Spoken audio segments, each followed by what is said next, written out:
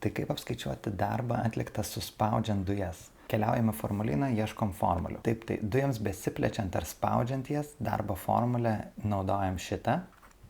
Darbas yra lygus slėgis kart tūrio pokytis. Mūsų atveju slėgis yra 1 kart 10⁵ paskalių kart tūrio pokytis. Tūrio pokytis yra galutinis minus pradinis. Mūsų galutinis tūris yra 2 kubiniai metrai, o pradinis tūris 5 kubiniai metrai. Skliaustuose gauname -3, -3 kart 1 vis dar -3, tai -3 kart 10⁵ džiaulio. Kadangi mums reikia atsakymą pateikti modulyje, tai tiesiog rašome 3 ir tai yra teisingas atsakymas. Bet dabar ką reiškia -3 ar +3, jeigu gautume? Iš esmės tai reiškia, ar dujos suspaudžiamos ar ne. Jeigu gavome -3, vadinasi, dujos buvo suspaustos, nes jų tūris mažėja nuo 5 kubinių metrų šiuo atveju iki 2. Jeigu gauname teigiamą darbo pokytį, vadinasi, dujos plečiasi, nes jos tada plėstųsi nuo 2 kubinių metrų iki 5 kubinių metrų, pavyzdžiui. Ir dar truputį papildomos informacijos apie būtent šitą formulę ir tokias situacijas, kai reikia skaičiuoti darbą plečiantis arba spaudžiant dujas. Darbas slėgio tūrio grafike yra plotas po grafiku. Šiuo atveju mes ieškome iš būsenos R